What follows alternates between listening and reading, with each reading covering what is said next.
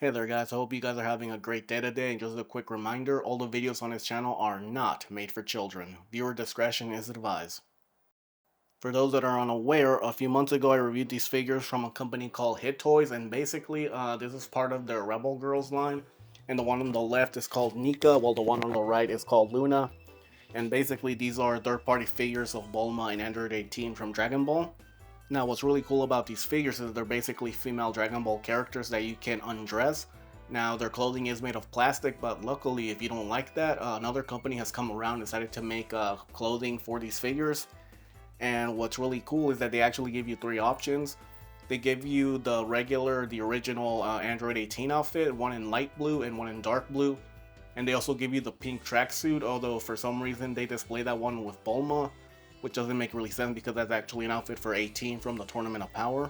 Now in this video I'm mainly going to focus on Android 18, but if you want to see both figures I'll leave the link in the description to my past review.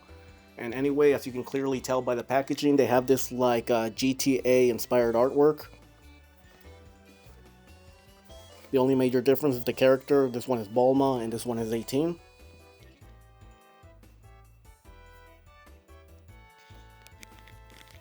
And to show you what you get right out of the box, of course you get Android 18 herself. You also get this gun. It's basically like this gold mustard color. And the reason you get this gun is because this is GTA inspired after all. And be aware that you need to order both figures if you want to get the bonus faceplate. As you can see, when it comes to the rest of the accessories, you get an extra pair of 6 hands, you get this bat, and you get an extra 3 faceplates, but be aware one of them is a bonus item for getting both figures.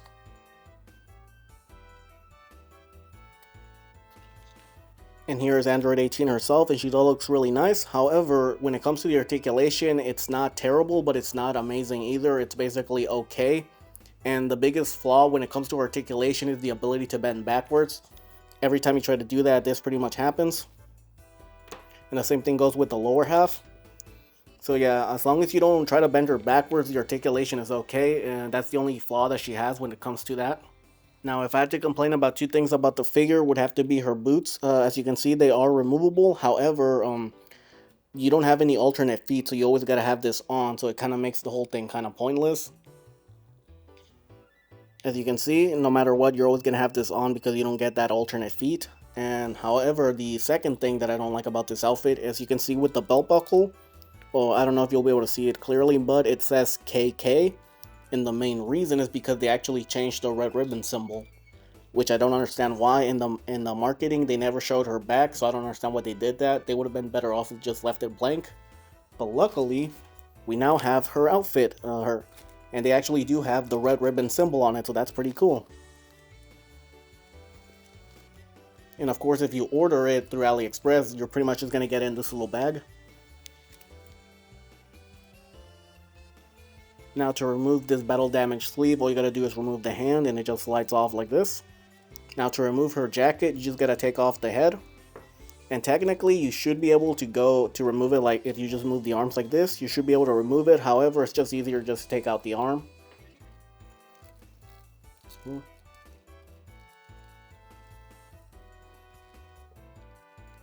And there's no butterfly joints, you just get this little piece of plastic that goes in between there.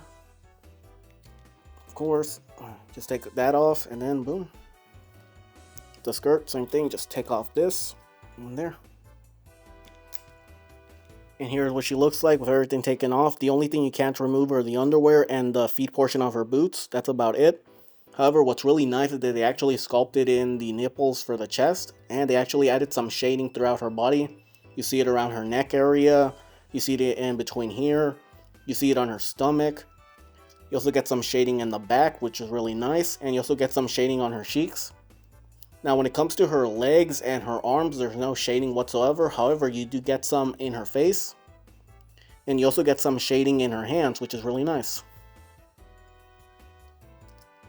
And no, removing the clothing does not improve the articulation. It's pretty much as good as it'll be even with or without the clothing on.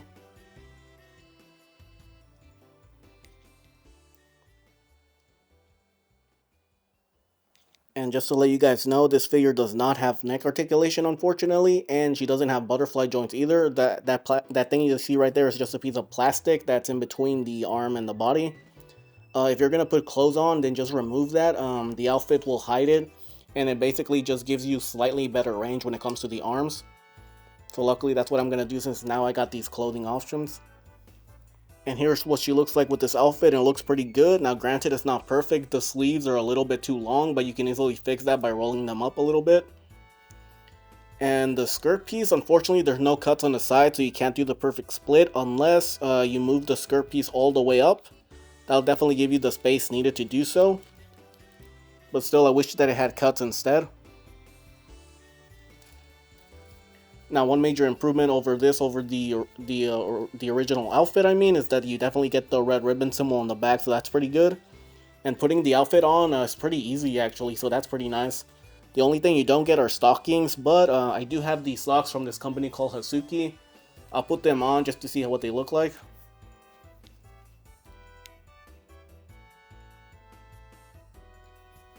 And here's what she looks like with the Hasuki socks, and they look pretty good. Now keep in mind, these socks were made for a smaller figure, but they were like $5 at the time, so you know, for me it's totally worth it, and it looks really nice. Now when it comes to the new outfit, however, this thing goes up for about $25. Now I got mine for $20 because it was on sale. But if you don't have this figure, you can actually get it right now at 5K Toys. They still have it available.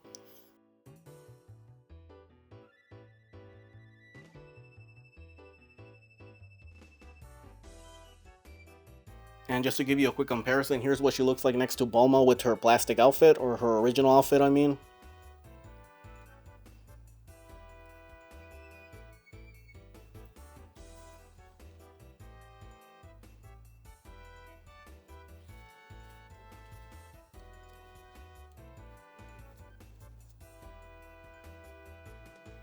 And here she is next to the official Android 18 from the Tournament of Power and the official Dynamo Goku.